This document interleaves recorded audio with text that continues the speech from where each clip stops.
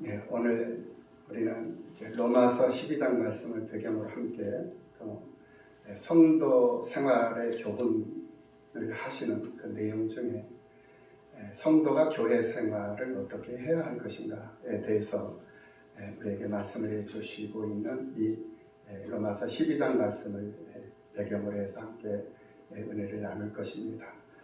로마서가 1장부터 16장까지 있는데 우리가 1장에서부터 3장 20절까지 해서는 인간의 불의에 대해서 말씀을 해주시고, 그리고 그 불의한 인생들에게 하나님이 어떻게 긍휼함을 베푸셔서 그 인생들을 구원해 가시는가 하는 그런 내용의 말씀들, 3장 21절에서부터 지난주 우리가 공부를 했던 11장까지 말씀을 통해서 하나님의 의에 대해서 말씀해 주시는 내용들을 아주 은혜와 감동 있는 그런 시간들로 함께 하나님의 역사하심을 우리가 경험할 수가 있었습니다.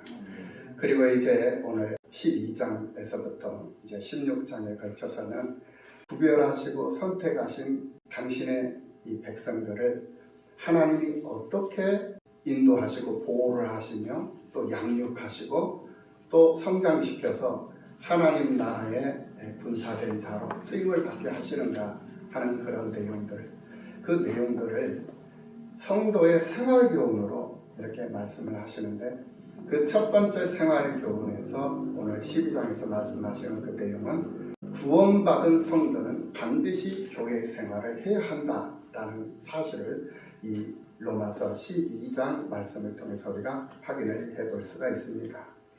하나님께서 작정하신 그 섭리대로 구원하신 그 백성들을 보호하시고 양육을 하시는데, 어디서 보호를 하시고 어디서 양육을 하시느냐, 바로 주님의 몸된 교회다라는 거예요. 이 교회에서 구원받은 자들이 보호를 받는 거예요. 이 세상에는 많은 사람들이 있습니다. 그 많은 사람들 중에 특별히 선택받은 자 중에서 또 이렇게 구별되고 선별된 우리들이 교회 생활을 통해서 하나님을 더 느끼고 더 경험하면서 하나님을 더 지식하고 하나님께 어떠한 모습으로 우리가 세상을 살아가야 하는가, 우리에게 주어진 인생을 살아가야 하는가를 깨달으면서 하나님을 감동시키고 하나님을 기뻐하시게 하고 하나님을 즐거워하는 그런 삶을 이 구원받은 성도들이 살아야 하는데, 가장 기본이 바로 교회 생활이다라는 거예요.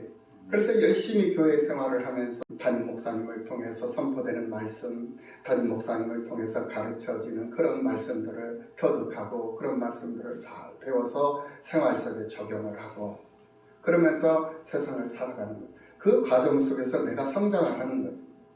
살아있는 사람은 반드시 성장하게 되어져 있어요.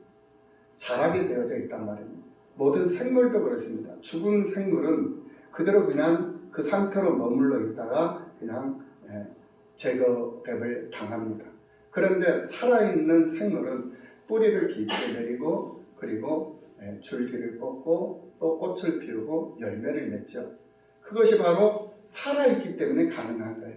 그리고 그 열매가 또 땅에 떨어져서 썩어 죽음으로 해서 또 싹을 돋고 또 줄기를 뻗고 또 꽃을 피우고 열매를 맺고, 언제까지? 주님의 분량에 이르기까지 우리는 계속적인 지속적인 그런 성장과 그런 자라감이 있어야 한다라는, 뿌리 내림이 있어져야 한다라는, 그것을 하나님이 기뻐하시고 그것을 하나님이 원하시는 것이다. 그렇다면 그리스도의 몸된 교회, 그리스도의 몸된 교회에서 성도가 교회 생활을 하는데 어떻게 해야 교회 생활을 제대로 하는지에 대해서 오늘 본문이 무엇으로 말씀하시는가를 우리가 생각해 볼 수가 있는데, 오늘 본문 로마서 12장에서는 세 가지로 우리에게 말씀을 하고 있는 것을 보게 됩니다. 성도의 교회 생활은 첫째로 우리의 몸을 하나님이 기뻐하시는 거룩한 산 제물로 드리는 것이었습니다. 교회 생활은 다른 게 아니에요. 말로만 하는 것도 아니고 그저 외식적이고 가식적인 그런 행동을 하는 것이 아니라 우리의 몸을 하나님 앞에 아예 산 제물로 드리는 것이다 라는 것이, 그래서 오늘 본문 1절 말씀에서 그러므로 형제들아 내가 하나님의 모든 자비하심으로 너희를 권하노니 너희 몸을 하나님이 기뻐하시는 거룩한 산 제물로 드려라. 이는 너희가 드릴 영적 예배니라. 라고 말씀을 하시면서 교회 생활을 어떻게 해야 할 것인가? 교회 생활은 우리의 몸을 하나님이 기뻐하시는 거룩한 산 제물로 드리는 그런 생활로 교회 생활을 해야 한다라고 말씀하고 있는 것을 우리가 깨달아야 되겠다라는 것. 이것은 우리가 하나님께 드리는 영적 예배라고 그랬습니다. 그래서 우리 몸을 하나님이 기뻐하시는 거룩한 산 제물로 드리는 삶이 되어야 되는데, 그렇다면 어떤 삶이 우리의 몸을 하나님이 기뻐하는 거룩한 산 제물로 드리는 삶인가? 그 답을 오늘 본문 2절에서 제시를 해주고 있습니다. 너희는 이 세대를 본받지 말아라. 이 세대를 본받지 않는 것, 그것이 바로 우리의 몸을 하나님이 기뻐하시는 거룩한 산 제물로 드리는 것이다 라는 거예요. 그러면 이 세대를 본받지 않는 것은 뭐냐? 바로 세상 사람들처럼 살지 말라는 거예요. 우리가 구별되고 구원받아서 구별되고 성별된 사람들이라면 구별된 사람으로서 성별된 사람으로서 세상을 살아라. 성별되기 이전에, 구원받고 구별되기 이전의 모습을 그대로 교회 생활을 하면서도 그 생활을 그대로 유지하고 있고 그대로 고수하고 있다면 이것은 구원받지 못한 결과를 우리들에게 보여줍니다. 구원받은 사람이다 라고 말할 수 없는 것이다 라는 거예요. 하나님의 은혜를 입고 세상을 사는 하나님의 사람들이라면, 진짜 그리스도인이라면 이제는 세상 풍습과 세상 풍조를 따라서는 안 된다라는 거예요. 이제는 변화돼야 돼. 달라져야 돼. 달라진 삶을 살아야 된다는 거예요. 예전에는 내 생각대로, 내 방식대로, 내 지식에 근거된, 내 경험에 근거된 삶을 살았다면 이제는 달라진 모습으로 하나님의 말씀의 근거를 삼는 삶을 살기를 힘쓰고 애쓰고, 또 내 생각대로 내 방식대로 살았지만 이제는 하나님의 뜻을 구하고 하나님 앞에 기도해보면서 하나님의 말씀을 다시 한번 읊조리고 되새김질해보면서 세상을 말씀대로 살고자 노력하고 애쓰는 그런 모습들이 보여져야 한다라는 거예요. 그것이 바로 변화된 거예요. 그래서 이 세대를 본받지 않고 오직 마음을 새롭게 함으로 변화를 받은 자의 모습, 그 모습이 예전 예수를 믿기 이전의 모습과 예수를 믿은 이후의 교회 생활을 통해서 나타나는 그 모습이 분명히 현격하게 다른 모습으로 비춰져야 된다는, 달라져야 된다. 그래서 사람들이, 친구들이, 동료들이, 가족들이 야, 저 사람, 저 녀석, 저 친구 교회를 나가더니만 달라졌다. 생활이 달라지고 성격도 달라져 있고 이런 스타일도 많이 달라졌다라는 그런 모습들이 보여져서 그 모습을 동료들이 보고 감동을 받아서 나도 저 친구가 다니는 교회를 한번 가보고 싶구나 라는 그런 마음과 그런 생각이 들을 수 있는 그런 삶을 살아야 된다라는 거예요. 그것이 바로 구원받은 자의 증거예요. 구원받은 자로서의 모습이고, 세상 풍습과 세상 풍조를 따르는 것은 세상 방법을 그대로 고수하는 거예요. 예수를 믿기 이전에 나는 제사를 지냈어. 그런데 이제는 예수를 믿었으니까 예수를 믿고 이제는 교회 생활을 하잖아요. 그러면 이제는 제사를 안 드려야죠. 예전에는 몰랐으니까 세상 풍조를 따라서 세상 풍습대로 그냥 제사를 지내왔다면 이제는 예수를 믿었으니 그 잘못된 그런 풍습과 잘못된 그런 습관, 풍조를 이제는 버려야 된다는. 그래서 예수를 믿었으니 이제는 제사를 지내면 안 되는 거예요. 예수 믿는 사람은 절대로 정확하게 내 삶 속에 적용을 할 수 있는 그런 믿음이 있어요. 그런 믿음을 가지고 하나님 앞에 섰을 때 하나님이 그 모습을 기뻐하신다는 사실을 믿으시기를 예수님의 이름으로 축원합니다. 세상 살면서 사람들이 가장 좋아하는 것이 무엇일까요? 우리가 세상을 살면서 가장 좋아하는 것이 무엇입니까? 돈이에요. 돈. 사람들이 돈을 싫어하는 사람은 아무도 없습니다. 다 좋아합니다. 돈을 사람들이 좋아합니다. 그런데 참 역설적인 것이 하나님은 가장 싫어하는 것이 돈이에요. 사람이 가장 좋아하는 것이 돈인데 하나님이 가장 싫어하는 것이 돈이더라고요. 오늘 성경 말씀 디모데전서 6장 9절 이하의 말씀을 한번 봅니다. 하나님은 분명히 우리에게 부하려 하지도 말고 돈을 사랑하려 하지도 말라. 돈을 사랑하지도 말고 부하려 하지 부자 되려고 생각지 말아라는 거예요. 9절 말씀을 보면 부하려 하는 자들은 시험과 올무와 여러 가지 어리석고 해로운 욕심에 떨어지나니 그 사람으로 파멸과 멸망에 빠지게 하는 것이라. 그러니까 부하려고 하는 사람들은 멸망하게 되어져 있다라는 거예요. 파멸하게 되어져 있다라는 거예요. 그러니까 아예 부하려는 생각 자체를 하지 마라. 이 말씀은 과한 욕심, 지나친 욕심은 화를 가져올 것이니까 지나친 욕심 부리지 말고 과한 욕심 부리지 말라라는 말이에요. 10절 말씀을 봅니다. 돈을 사랑하니 일만하게 뿌리가 되나니 그랬어요. 우리는 부하려 하지도 말고 돈을 사랑하지도 말고 이렇게 우리가 세상을 살아야 한다는 사실을 우리들에게 분명히 교훈하고 있는 것을 볼 수가 있습니다. 그러면서 11절 말씀 오직 너 하나님의 사랑아 오직 너 하나님의 사랑아 이것들을 피하고 이랬어요. 여러분들은 모두가 다 하나님 사람들이신 줄로 믿습니다. 하나님의 사람들이기 때문에 이것들을 피해야 한다라고 말씀을 하고 있는 거예요. 무엇을? 부하려는 생각, 또 돈을 사랑하는 그런 생각, 이것들을 피하라는 거예요.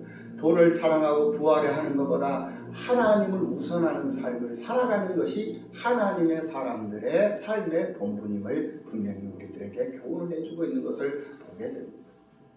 오직 너 하나님의 사람아 이것들을 피하고 의와 경건과 믿음과 사랑과 인내와 온유를 따르며 12절 믿음의 선한 싸움을 싸우라 그랬어요.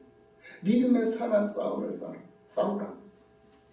그러니까 의와 경건과 믿음과 사랑과 인내 온유함을 따르면서 믿음의 선한 싸움을 싸워라. 그리고 영생을 취하라.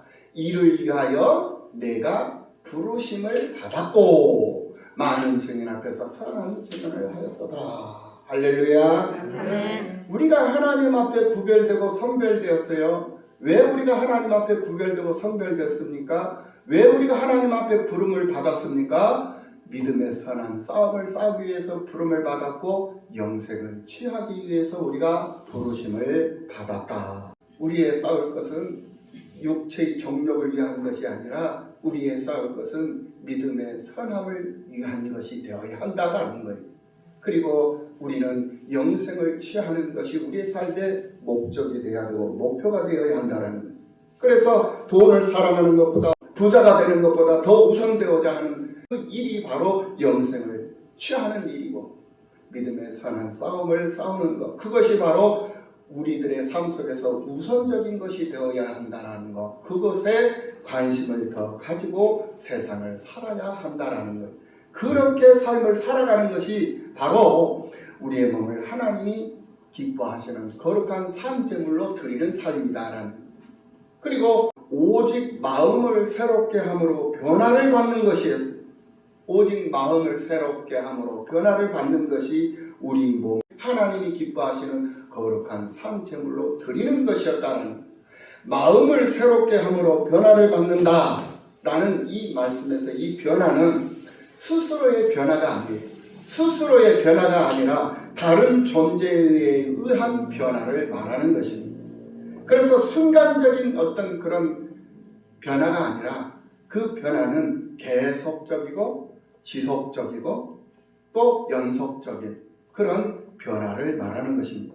이것은 그리스도인의 마음에 계시는 성령님의 도움을 받아서 매일매일 생각과 의지가 새로워지는 점차적인 그리고 연속적이고 지속적인 그러한 모습으로 질적인 변화를 보여주는 것을 의미합니다.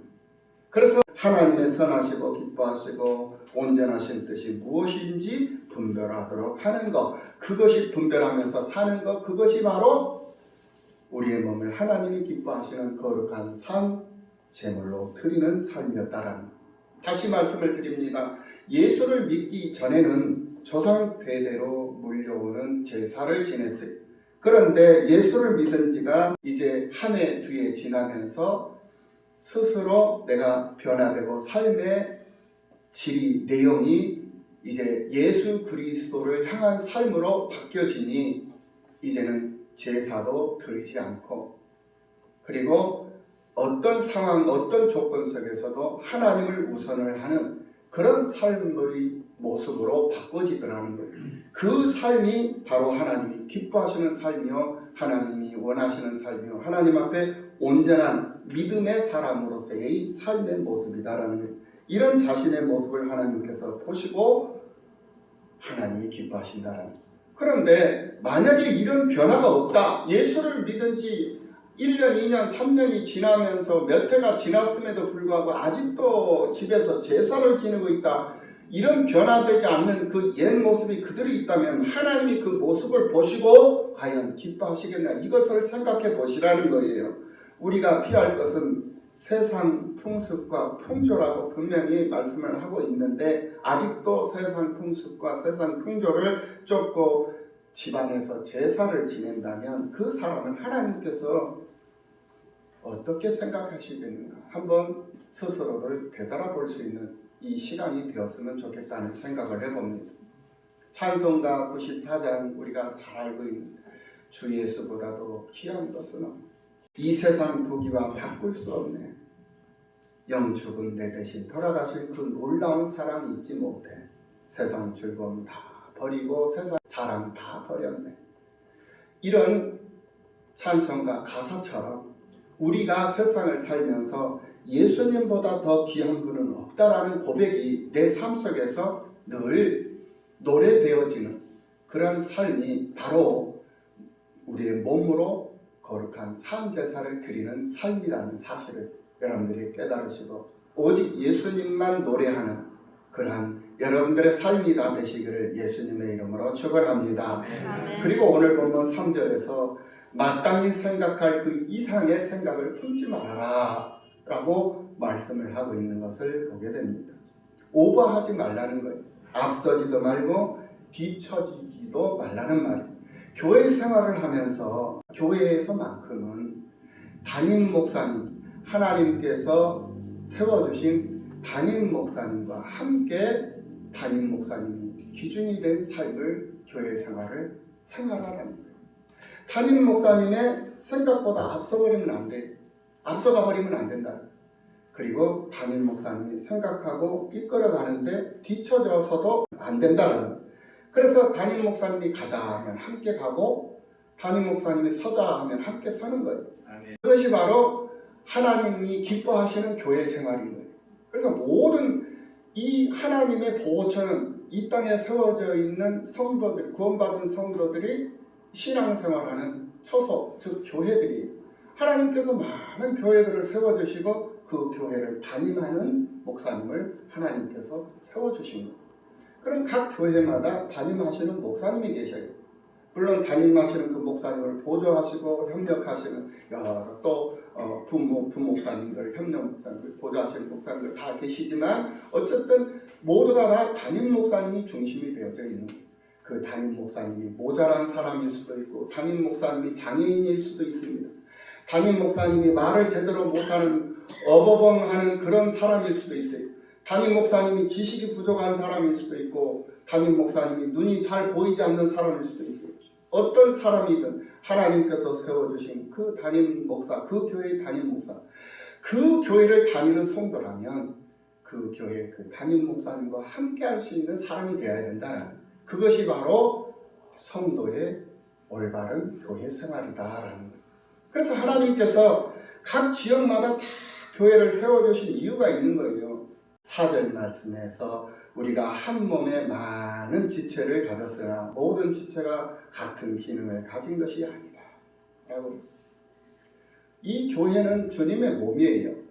주님의 몸인데, 주님의 몸된 이 교회가 여기저기 다 이렇게 각자의 은사를 따라서 각자의 어떤 특징을 가지고 세워져 있다라는 거예요.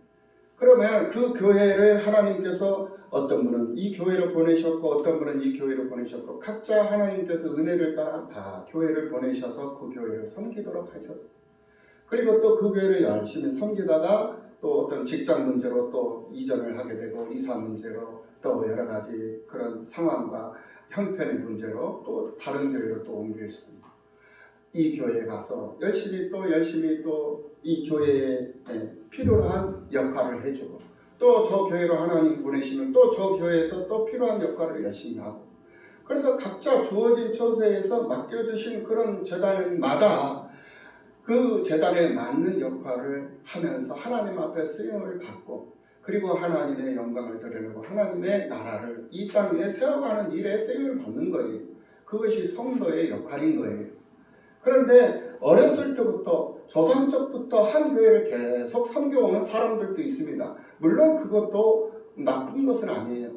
그래서 그 가문의 역사성을 이루고 그 교회를 세워가는 거 얼마나 자랑스러운 일입니까? 그러나 그 교회만 고집하는 것은 이것 또한 하나의 이념이에요. 이것도 하나의 신비주의다라는 말이에요. 그렇기 때문에 그 교회를 당연히 섬기고 그 교회를 위해서 헌신하고 기도를 해야 되겠죠. 그러나 내가 이제 서울에서 생활을 하다가 이제 대전으로 이사를 갔어요. 그러면 대전에 또 하나님께서 또 세워주신 그 재단에 내가 섬길 수 있는 기회를 또 주신다면 또 그 교회 가서 또 열심히 또 쓰임을 받는 거예요. 그래서 이 교회도 섬기고 저 교회도 섬기고 열심히 섬기는 거예요. 그래서 하나님께 주시는 몸된 교회는 이단이 아닌 이상 모든 교회는 다 예수 그리스도의 지체요 그리스도의 몸이 되는 것이다 라는 것을 여러분들이 기억하고 교회 생활에 있어서 게으름이 없는 모두가 다 되시기를 예수님의 이름으로 축원합니다. 이 교회 내 교회 이게 있는 게 아니에요. 구분되는 건 아닙니다. 하지만 내가 교적부를 두고 교회에 적을 두고 등록을 한 이상 그 교회가 그 교회에서 심을하신 목사님이 내 신앙생활에 담임을 하고 있는 그런 목사님이고 그 목사님을 중심으로 해서 내가 신앙생활을 해야 할 것이고 또 그 과정 속에서 어떤 환경적 변화에 의해서 또 다른 교회가 내어 주어진다면 그 교회도 또 열심히 섬기고 그래서 하나님께서 보내시는 곳마다 하나님께서 머물게 하는 곳마다 재단들이 다 있어요. 그 재단들이 다 하나님께서 세워주신 재단이고 하나님이 뜻이 계셔서 보내주신 재단이다라는 거예요. 그렇다면 그 교회에서 또 열심히 또 섬기는 자로서 쓰임을 받고 하나님의 몸된 교회를 세우면서 그 지역사회에 하나님 나라가 이루어지는 일에 쓰임을 받는 그런 즐거움으로 세상을 사는 거예요. 그것이 바로 예수를 믿는 믿음의 사람들의 삶의 모습이다라는 사실을 깨달으시고 그 일에 더 열심히 쓰임을 받는 여러분들이 다 되시기를 예수님의 이름으로 축원합니다. 그리고 구원받은 우리는 오늘 보면 4절 이하 8절에서 말씀하고 있는 것을 봅니다. 예수 그리스도 안에서 한 몸된 지체다라는 거예요. 한 몸된 지체. 그러니까 교회 안에서 우리가 같은 믿음을 가지고 같은 신앙생활을 하면서 우리가 세상을 살아가잖아요. 우리는 한 형제예요. 한 지체다라는 거예요. 하나의 예수 그리스도가 우리의 머리가 되시고 우리는 그의 몸으로서 하나된 존재들이다라는 거예요. 그렇기 때문에 모든 일을 즐거움으로 하되 믿음의 분수대로 하라는 것이었습니다. 오늘 사도 바울은 공동체 안에서 오직 하나님께서 각 사람에게 나눠주신 믿음의 분량대로 그 분수에 맞게 생각하고 그러면서 분수대로 살아야 함을 우리들에게 교훈을 하고 있는 것을 보게 됩니다. 우리 인체에는 많은 부분들이 있습니다. 그 부분들은 같은 기능을 하는 것이 아니에요. 이것처럼 성도 한 사람 한 사람도 예수 그리스도 안에서 한 몸을 이루어 각각 은혜를 따라서 받은 은사대로 역할을 하면 된다라는 거예요. 그 은사가 예언이라면 예언하는 일로, 그 은사가 가르치는 일이라면 가르치는 일로, 그 은사가 섬기는 일이라면 섬기는 일로, 권면하는 일이라면 권면하는 일로, 구제하는 일이라면 구제하는 일로, 긍휼을 베푸는 사람은 기쁜 마음으로 그렇게 하나님 앞에 쓰임받는 즐거움으로 교회 생활을 해야 함을 오늘 본문을 통해서 우리가 깨달아 볼 수 있다는 것입니다. 바울은 교회나 기관 혹은 단체에서 각 사람에게 주어진 은사를 따라 섬겨야 함을 우리들에게 분명히 말씀을 하고 있습니다. 몸의 팔, 다리, 머리 기능이 각각 다르듯이 각자 하나님으로부터 받은 은사로 공동체에서 그 고유의 기능을 다하면서 그리스도의 몸을 세워갈 수 있는 그런 성도의 삶을 살아가는 그 삶이 몸으로 하나님 앞에 하나님이 기뻐하시는 거룩한 산제물로 드리는 것이다 라는 것을 우리들에게 가르쳐주고 있는 것이다 이 말씀입니다. 그리고 두 번째로 서로 사랑으로 교제하는, 이 사랑으로 교제하는 것은 세상적인 그런 사랑을 말하는 거예요. 이성적인 사랑을 말하는 게 아니에요. 하나님의 사랑을 말하는 거. 오늘 본문 9절 말씀에서 사랑에는 거짓이 없나니 악을 미워하고 선에 속하라 이랬습니다. 거짓 없는 사랑, 가식적이고 예식적이지 않는 진정성 있는 마음을 다하고 뜻을 다하고 힘을 다해서 그를 사랑하고 있다라는 그 사실이 느껴질 수 있도록 그렇게 사랑하라는 거예요. 그렇게 사랑으로 교제하는 것이 바로 몸으로 하나님 앞에 하나님이 기뻐하시는 거룩한 사제물로 드리는 그런 삶이다라는 것을 말씀해 주고 있는 것을 보게 됩니다. 그러면서 10절 말씀에서 형제를 사랑하여 서로 우애하고 존경하기를 서로 먼저 하라는 거예요. 네가 먼저 해라. 그래야면 내가 나중에 할게. 이게 아니에요. 내가 먼저 하라는 거예요. 내가 먼저 사랑하고 내가 먼저 우애하고 내가 먼저 존경하고 내가 먼저 섬기고 내가 먼저 양보하고 먼저 하라는 거예요. 그리고 11절에서 부지런하여 게으르지 말고. 우리 예수 믿는 사람들은 부지런해야 돼요. 게으르지 않아야 돼요. 열심히 있어야 돼요. 그래서 세상 예수를 믿기 이전의 모습과 예수를 믿은 이후의 모습이 분명히 달라져야 된다. 예수를 믿기 이전의 모습은 게을렀어. 예수를 믿기 이전에는 사나웠어. 그런데 예수를 믿은 이후에는 게을렀던 그 사람이 부지런하더라는 거예요. 그리고 예수를 믿기 이전에는 굉장히 사나웠었는데 예수를 믿은 이후에 그 사람의 모습이 굉장히 온유해졌고 온순해졌다라는 거예요. 그러니까 그 주변에 있는 동료들이 감동을 받는 거예요. 그리고는 저 사람이 다니는 교회, 저 사람이 믿는 예수를 나도 한번 믿어야 되겠다. 그러니까 예수 믿는 사람은 늘 기도하는 삶을 살아가라는 거예요. 기도에 항상 힘쓰는 거예요. 자기 생각대로 하려고 하지 말고 기도하라는 거예요. 그러면서 13절 성도들의 쓸 것을 공급하며 손대접하기를 힘쓰라. 성도들의 쓸 것을 공급할 수 있는 사람, 그 사람이 정말로 멋있는 사람이에요. 할렐루야. 아멘. 그런 여러분들로 부족함이 없으시기를 예수님의 이름으로 축원합니다. 성도들의 쓸 것을 공급한다.